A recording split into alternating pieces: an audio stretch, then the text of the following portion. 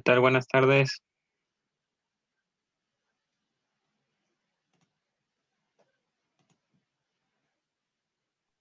Buenas tardes, profe. ¿Cómo están?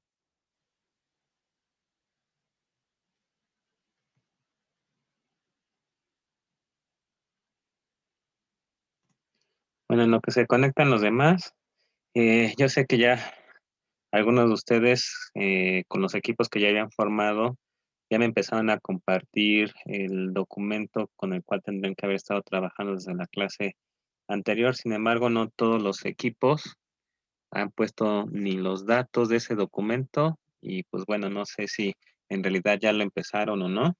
Y si es que ya lo empezaron, pues bueno, que se olvidaron de compartirme em, el documento.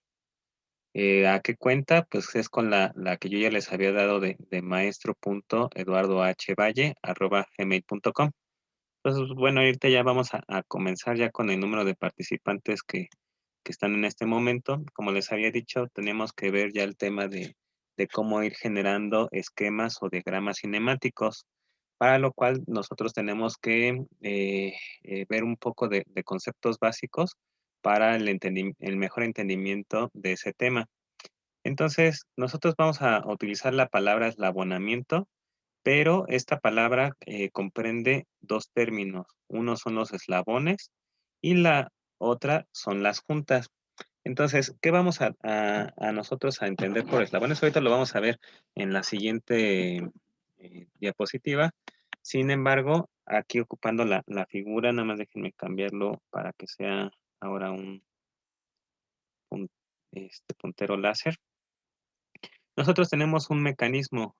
En este caso, el mecanismo eh, lo vamos a tener compuesto, como ahorita lo acabo de mencionar, por eslabones, que serían las líneas que se ven más gruesas, y posteriormente las juntas o pares cinemáticas, que serían los lugares en los cuales nosotros vamos a articular o vamos a unir a esos eslabones.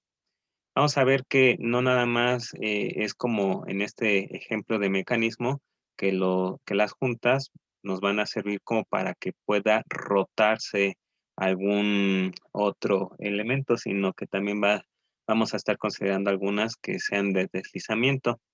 Entonces, nosotros, ¿para qué necesitamos los eslabonamientos? Porque el análisis finalmente no lo vamos a hacer de manera individual de un solo eslabón o de una sola junta, sino lo vamos a hacer como un conjunto de.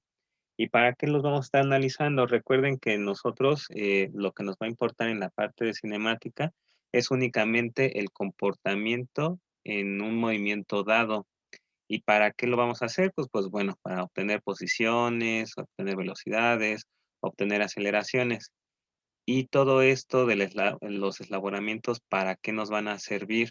Finalmente, nosotros nos vamos a dar cuenta con algunos ejemplos que vamos a estar viendo en las siguientes clases, que muchas máquinas para su funcionamiento requieren de tener mecanismos, y esos mecanismos tienen elementos básicos. Esos elementos básicos, en la mayoría de los casos, van a ser precisamente los eslabones y los pares cinemáticos o juntas. Entonces, vamos a empezar con el primer término que se había mencionado en la diapositiva anterior, que son los eslabones. Nosotros vamos a estar considerando que un eslabón es un cuerpo rígido, es decir, que no va a tener la capacidad de flexionarse. Entonces, desde ahí vamos a tener que lo vamos a considerar como un cuerpo rígido. Y para que sí tenga una diferencia con cualquier otro cuerpo rígido, nosotros vamos a tener la consideración de que en los extremos vamos a tener espacios, orificios, que vamos a considerar con el término de nodo. Entonces, cuando un eslabón, es decir, un cuerpo rígido, tiene determinado número de nodos, entonces va a tener o va a tomar más bien diferentes nombres. Si el nodo, si el eslabón tiene únicamente 2 nodos, como es el caso de la figura del lado izquierdo, entonces lo vamos a llamar eslabón binario.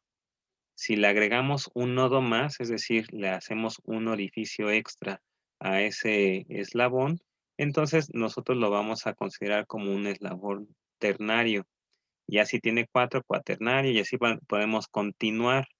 Sin embargo, las figuras que ahorita nosotros estamos observando no siempre son las tan simples como se muestra ahorita en la figura. Nosotros podríamos tener que los eslabones podrían tener una geometría muy, muy compleja y que a pesar de que sea un eslabón binario, a lo que va a responder la geometría que tenga ese eslabón es precisamente al diseño, a los requerimientos y a las especificaciones.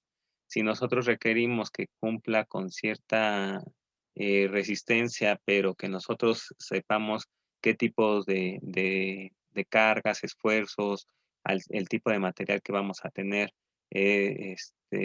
son parte de los requerimientos y especificaciones, entonces seguramente le tendremos que dar una determinada geometría. Es decir, nosotros ahorita vamos a hablar con un ejemplo que no es precisamente de eslabón, pero una mesa si la concebimos nosotros en nuestra mente, si la mesa la hacemos, por ejemplo, de madera de 1 metro por 1 metro, la superficie de esa mesa, para que pueda resistir a lo mejor el peso de que una persona más o menos de 60 kilos se suba a la mesa y pueda aguantar sin que únicamente la parte superior de la mesa se flexione o se rompa, entonces nosotros tendríamos que ver con qué tipos de madera y con qué espesores serían los necesarios para poder resistir esa masa. Sin embargo, si nosotros intercambiamos el material ahora por uno de metal, el espesor lo vamos a poder disminuir. Ahora, si nosotros estamos utilizando materiales plásticos, seguramente podríamos trabajar con espesores relativamente delgados. Sin embargo, para que pueda resistir, no sé si se han fijado que cuando vamos a algún lugar que tienen sillas de plástico, las sillas o mesas de plástico en alguna parte tienen elementos que nos pueden ayudar a tener una mayor resistencia que se les denominan costillas. Esas costillas finalmente generalmente aparecen de manera perpendicular a la superficie que nosotros vamos a considerar como la funcional o con la que vamos a tener contacto y esa siempre le va a otorgar una mayor resistencia. Inclusive pasa con los metales en las láminas de techo. Si nosotros la tenemos completamente plana, esa lámina puede flexionarse muy fácilmente. Si nosotros le empezamos a hacer algunos dobleces a la lámina, como para hacerla una lámina acanalada, nosotros vamos a generar una mayor resistencia. Entonces, por eso mi explicación con otro tipo de elementos, no precisamente eslabones, que las figuras que nosotros estamos viendo de que si es una, digamos, como ranura y le llevamos a cabo una extrusión y posteriormente le hacemos los orificios o que vemos que parece un triangulito de esquinas redondeadas o un rectángulo de esquinas redondeadas y que en estas dos últimas figuras le llevamos a cabo perforaciones, no siempre se va a cumplir. Sin embargo, es la geometría que ahorita vemos de estos eslabones van a ser muy similares a lo que finalmente vamos a llevar a cabo en la parte de los diagramas o esquemas cinemáticos. ¿Sale? Ahora, déjenme pasar a la siguiente. Nosotros, finalmente, para poder unir eslabones, ¿qué es lo que vamos a tener? Juntas o pares cinemáticos, que también ese es el nombre que nosotros le vamos a dar. Entonces, ¿qué es lo que vamos a tener en una junta? Para empezar, nos van a servir para llevar a cabo esa unión, pero no de manera, digamos, como permanente. Nos va a permitir todavía llevar a cabo el ensamble, sin embargo, lo más importante es que nos va a permitir movimiento o movimientos en particular entre los eslabones que estén conectados. Y para eso nosotros vamos a tener una serie de clasificación, bueno, una clasificación más bien de los tipos de pares cinemáticos, el cual uno puede ser por el tipo de contacto que tenga con los eslabones, los grados de libertad que nos permita tener en los eslabones, es decir, si nosotros consideramos que bueno, ahorita vamos a ver qué son los grados de libertad, pero el tipo de movimiento que va a tener, ese puede ser otorgado gracias al tipo de junta que nosotros vamos a emplear o par cinemático. Pero también nosotros podemos ver una clasificación de los pares cinemáticos por el tipo de cierre físico que va a presentar precisamente la junta. Es decir, que sea cerrada por fuerza o únicamente por la geometría o forma que tiene nuestra junta. Y por último, hay un término que se le denomina orden de la junta, que es por el número de eslabones que nos va a permitir unir. Entonces, pues bueno, vamos a ver parte de esta clasificación. Nosotros vamos a tener juntas o pares cinemáticos, los cuales nos van a tener una subclasificación por letras. Esas letras van a depender del tipo de movimiento que vamos a poder conseguir y a su vez por los grados de libertad que nos van a permitir. En la figura que nosotros estamos viendo, bueno, de las tres figuras, la de en medio, en la parte superior, nosotros vamos a tener una junta. Imagínense que es un pernito o un pasador, el cual nos va a permitir el poder rotar a los eslabones, ¿sale? En este caso, si nosotros consideramos que tendría un ajuste o una holgura suficiente como para nada más tener precisamente ese movimiento de rotación, entonces lo vamos a denominar de revoluta. Y la letra con la cual nosotros lo vamos a estar escribiendo cuando hagamos los diagramas cinemáticos va a ser con la letra R. Entonces, el grado de libertad únicamente va a ser el de rotación, es decir, un solo grado de libertad. Ahora, cuando nosotros tenemos el deslizamiento entre dos objetos, si ese deslizamiento se puede llevar a cabo en una única dirección, es decir, en un solo eje, entonces nosotros lo vamos a considerar como un tipo de junta prismática y la letra que vamos a estar empleando es la letra P. Este nada más va a tener también de igual manera un solo grado de libertad. A comparación del anterior, únicamente va a ser en un solo eje. Ahora, nosotros podríamos tener un tipo de movimiento el cual pueda ser helicoidal. Es decir, imagínense un tornillo, el cual nosotros lo estamos eh, insertando en un elemento roscado y a pesar de que presenta dos movimientos, pero el movimiento es de uno dependiente del otro.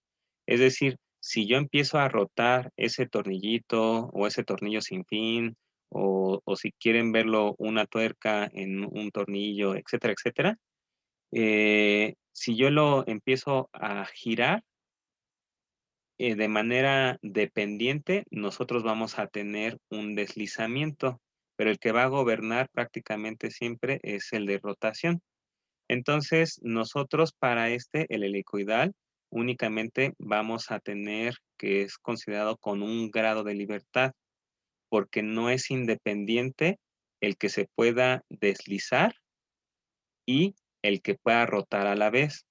Por eso aquí en la tercera columna nosotros podemos ver que rota y sería una combinación de rotación y de prismático, es decir, de deslizamiento.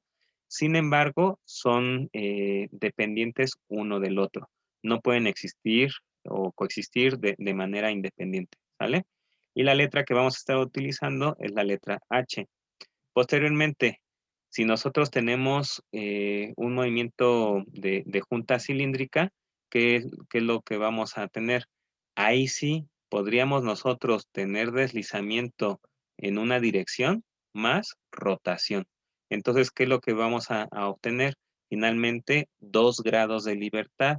Y a ese lo vamos a estar simbolizando con la letra C. Si se fijan, sigue conteniendo tanto el de revolución o de que puede rotar, más el prismático, ¿sale? Entonces, sería, contiene más bien esos 2 movimientos, pero los movimientos ya son independientes. Es por eso que son de 2 grados de libertad. Ahora, hay juntas que son esféricas y que nosotros lo podemos ver mucho en aplicaciones automotrices, por ejemplo, en la parte de suspensiones o en la parte inclusive de cómo podemos llevar a cabo uniones de elementos que tienen cierto tipo de movimiento y que nosotros vamos a generar 3 diferentes grados de libertad y que son independientes entre sí. Es decir, pueden haber 3 rotaciones si nosotros tomamos como referencia los ejes X, Y, Z. Para cada uno de los ejes nosotros podríamos estar considerando que nuestro elemento podría rotar con respecto a cada uno de esos ejes. Puede ser al mismo tiempo, pueden ser 2 giros en 2 ejes o pueden ser 3 al mismo tiempo. Entonces, ahí nosotros, si lo tenemos ya de manera independiente, el que se pueda llevar a cabo la rotación para cada uno de esos ejes de referencia, entonces vamos a considerar que sí tiene 3 grados de libertad. Y por último, cuando nosotros tenemos un cuerpo rígido sobre una superficie, el tipo de junta la vamos a estar considerando como plana. Y ahí nosotros lo vamos a estar simbolizando con la letra F. Ah, perdón, en la anterior, en la esférica, se me olvidó mencionar únicamente la letra, que es la letra S. Y en la tercera columna, nosotros vamos a tener que de 3R, es decir, 3 rotaciones, ¿sale? En este último, en el que me había quedado, en el de la plana, ¿qué es lo que vamos a tener?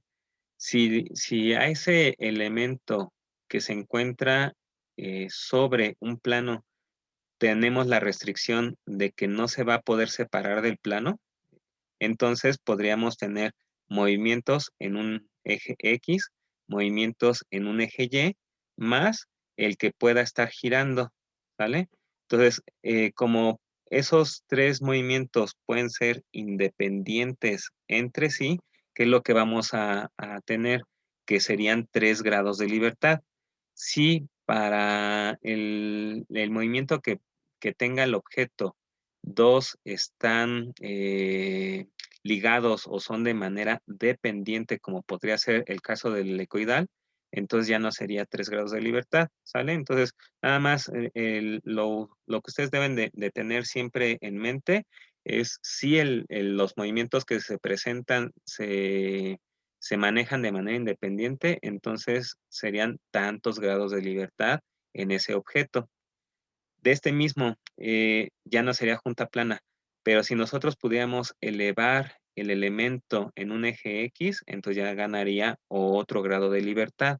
Entonces, pero ahorita para este ejercicio, nosotros de pares cinemáticos o juntas eh, que son considerados de orden inferior, únicamente vamos a tener que son 6 diferentes tipos, ¿vale? Entonces, hasta aquí perdón, hasta aquí alguien tiene alguna duda.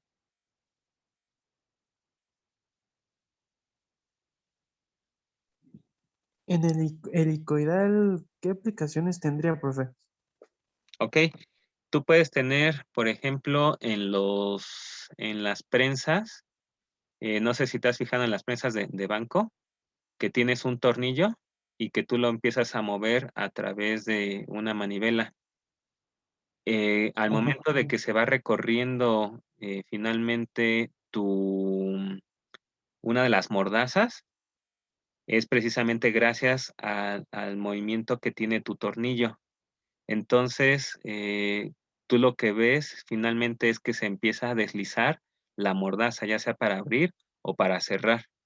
Entonces, el que nosotros tengamos tornillos bueno, de este tornillo sin fin en aplicaciones, también lo podemos ver en los tornos.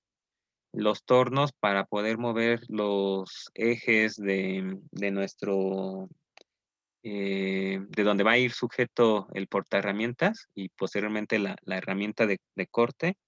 En algunas ocasiones también son así a través de tornillos.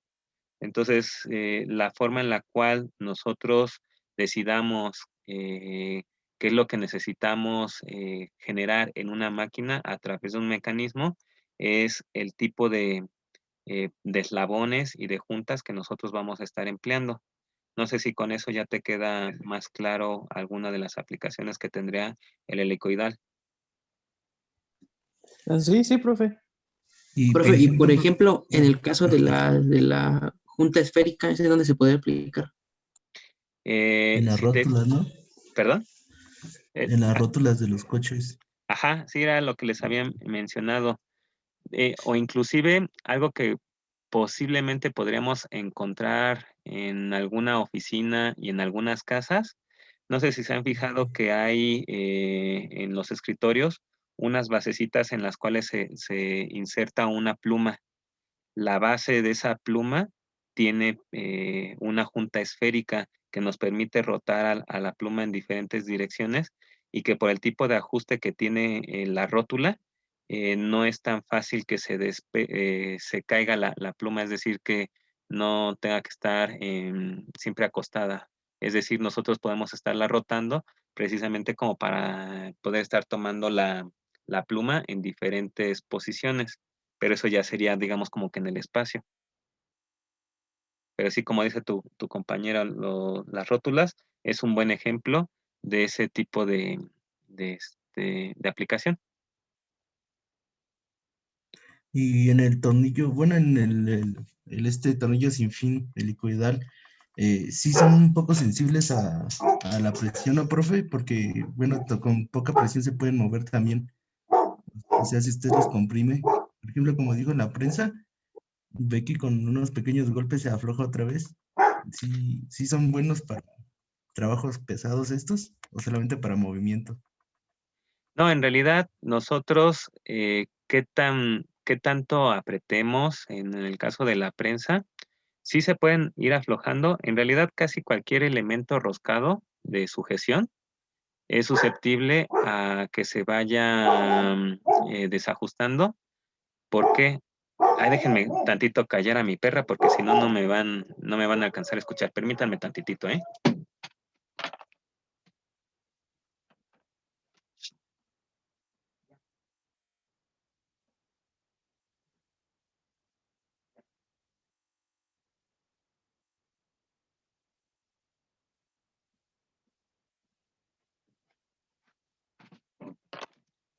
Ya, perdón, una disculpa. Si cualquier elemento de sujeción roscado es susceptible a que se puedan aflojar. Es por eso que en muchas ocasiones en los automóviles, en los aviones, en los barcos y demás, como van a tener movimiento, ese movimiento finalmente se traduce en vibración. Y las vibraciones lo que provocan en ese tipo de elementos roscados es que se puedan ir aflojando cada vez más. Ahora, por ejemplo, en aeronáutica es muy común que se lleve a cabo una perforación en las cabezas de los tornillos y que por el orificio pasado logren meter un alambre muy delgadito y si hay otros elementos roscados muy cercanos, cada cabeza de tornillo tendrá que llevar una perforación. Lo que hacen es atravesarles ese alambrito y hacer un amarre precisamente para que si se empieza se trata de aflojar uno, aprieta el otro y así. Entonces, ese amarre lo que nos permite es de que no se zafen los tornillos en pleno vuelo. Ahora, hay otros elementos en los cuales le llaman arandelas de seguridad, pero la parte que va en contacto de la arandela o rondana con la parte de la sección transversal de la cabeza del tornillo, tienen como unos dientitos y esos dientitos tienen una inclinación. El chiste es de que si nosotros lo empezamos a apretar, les hacen pruebas. Si quieren, después me recuerdan para pasarles una liga de un video. La marca es Norlock, algo así. Lo someten a muchas vibraciones, pero no es capaz de desajustarse o de zafarse. Siempre van a mantenerse unidas. Ahora, hay que recordar que en los elementos roscados, como en el caso de las prensas, no están pensadas como para estar trabajando bajo muchísimas vibraciones. Lo principal es sujetar algún elemento. Entonces, ahí, ¿qué es lo que podemos hacer? Cuando nosotros apretamos de más, es decir, hacemos el amarre, ¿qué es lo que provocamos? Déjenme hacer cambiar ahora mi puntero para que ahora tenga otra forma con la pluma. Nosotros únicamente vamos a tener superficies de contacto.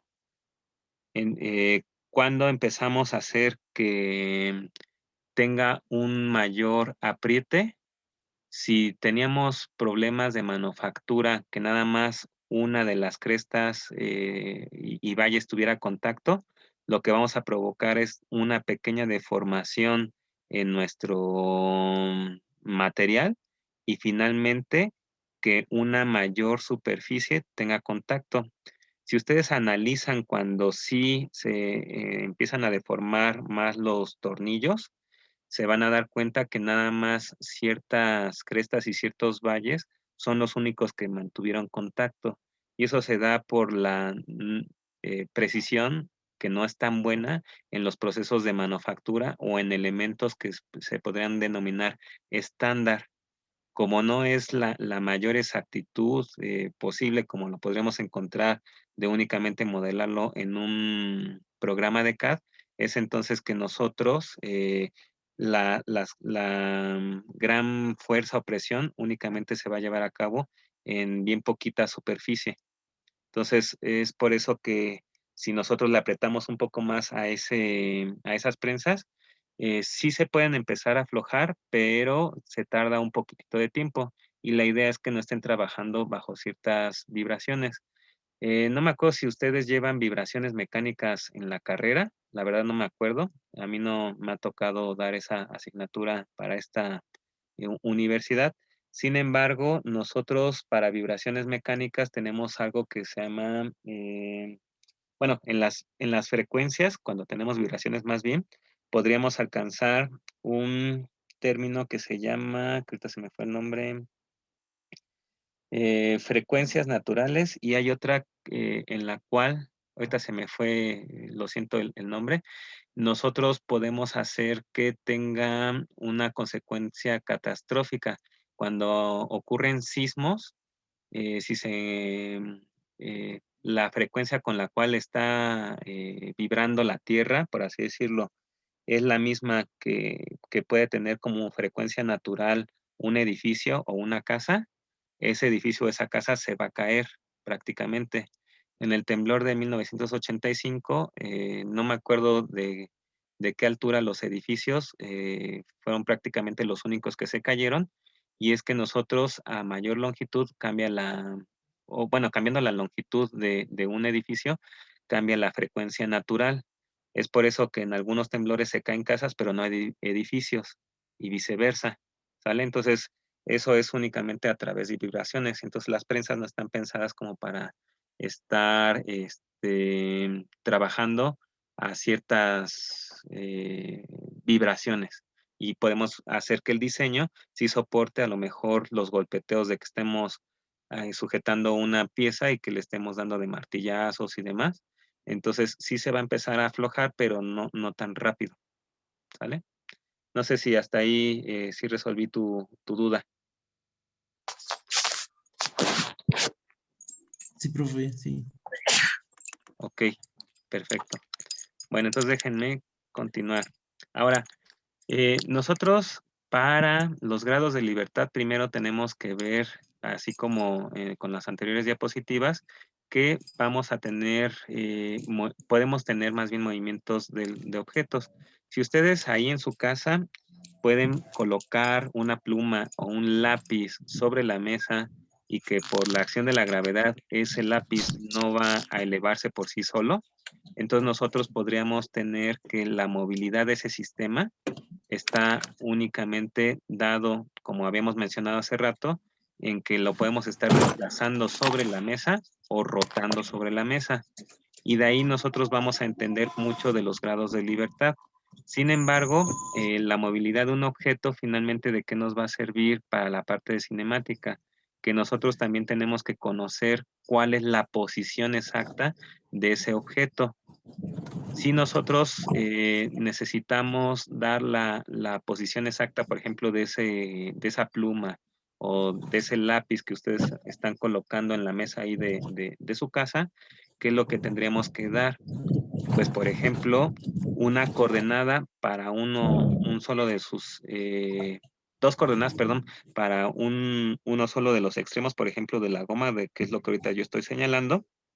Es decir, da la dimensión de X y Y con respecto a un punto de referencia, más el ángulo que puede llegar a tener ese lápiz de igual manera con una referencia. Podría ser también que nosotros demos la coordenada X y Y de un extremo, la coordenada X y Y del otro extremo. Sin embargo, pues bueno, lo podemos llevar a cabo de diferentes formas. La que yo estoy mostrando ahorita depende de dos coordenadas lineales y una angular. Ahora, vamos a ver nosotros ahora que los grados de libertad finalmente van a estar dados a través de los parámetros que nosotros vamos a poder medir finalmente como para poder tanto dar la posición que puede tener en determinado instante o los movimientos que podría generarse dependiendo de las restricciones que tenga el objeto. Es decir, en el caso de los eslabones, de dónde está fijado y con qué otra cosa está unida. Y dependiendo del tipo de fijación, es que nosotros vamos a ver cómo es el movimiento que podría tener, es decir, cómo se va a estar comportando nuestro objeto. Entonces, para eso, nosotros podemos empezar a entender un poquito más de los mecanismos si los empezamos a analizar en un principio a través de planos de movimiento. Posteriormente, ya se podría incrementar la dificultad y estar pensando que el análisis lo vamos a poder llevar a cabo en el espacio. Ahora, nosotros con el programa de SolidWorks, ¿qué es lo que vamos a empezar a hacer para la siguiente clase? Yo voy a abrir mi programa, bueno, ahorita lo tengo más bien abierto, sin embargo, para la siguiente sesión, quienes tengan ya instalado el programa de SolidWorks, va a ser un poco más interactivo en el sentido de que vamos a empezar a representar pequeños, después de ver un poco de cómo se llevan a cabo los diagramas o esquemas cinemáticos, cómo podríamos trasladar o la representación de esos diagramas en SolidWorks y cómo empezarlos a analizar. Por ejemplo, si tuviéramos un mecanismo de 2 barras, de 3, de 4 barras, ¿cómo lo vamos a representar a través únicamente de líneas? Primero en SolidWorks, ¿para qué? Para poder saber cómo es que se comporta ese mecanismo. Posteriormente, si es necesario, podríamos ya no manejar líneas, sino manejar, en dado caso, cuerpos sólidos. Le empezamos a dar restricciones al movimiento a través de nuestras relaciones de posición y ya de ahí nosotros podríamos verificar que lo que hicimos únicamente a través de líneas también se debería de cumplir si llevamos a cabo, obvio, bien las restricciones de movimiento, se podría de todas maneras cumplir con cuerpos sólidos. Y eso es lo que vamos a llevar a cabo para la siguiente clase. Entonces, nada más déjenme ponerle acá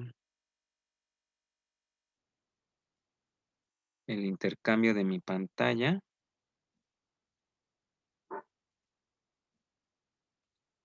Con mi programa de Solid.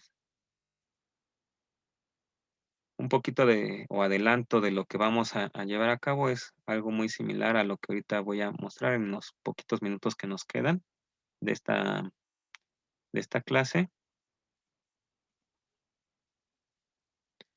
Voy a considerar, por ejemplo, esto que estoy dibujando a través de líneas.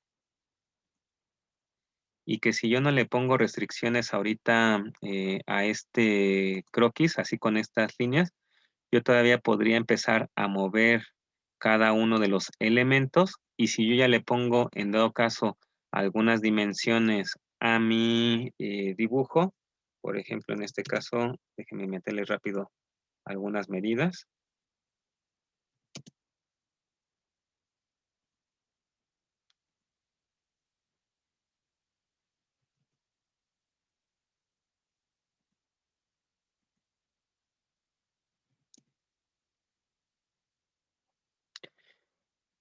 Nosotros podríamos empezar, nada más déjenme quitar este de acá. Podríamos empezar,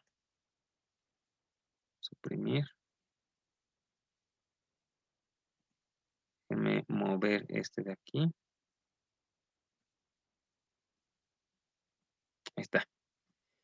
Podríamos ver cómo es que se comporta. Si, por ejemplo, este punto lo fijamos, entonces podríamos llevar a cabo, es que le metiste en valor, espérame tantitito. Podríamos empezar a ver cómo es que se comporta un mecanismo, ¿no? Entonces, si nosotros después eso lo trasladamos a elementos sólidos, podríamos ver cómo se comportan y posteriormente ya estaríamos entrando en lo que les comentaba, que por eso quería que se formaran los equipos, porque a lo mejor no todos tienen la posibilidad de estar utilizando el programa de SolidWorks, pero que sí se lleven a cabo algunas prácticas con mecanismos que ya podrían ser a lo mejor un poquito más complejos, o que simplemente los cálculos que vamos de llevar a cabo sean complicados a hacer a manita, y nosotros nos vamos a basar en elementos tanto gráficos como de métodos numéricos, ¿sale? Entonces, eso es lo que más o menos vamos a tratar de hacer para la siguiente sesión.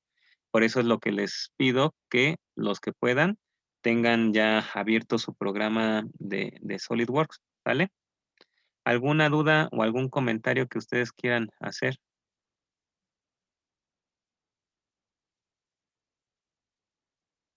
Profe, ¿y qué complementos se ocupan para lo que vamos a hacer? ¿O solamente es el puro Solid? De Solid vamos a estar utilizando la parte de CAD, porque SolidWorks es CAD-CAM CAE.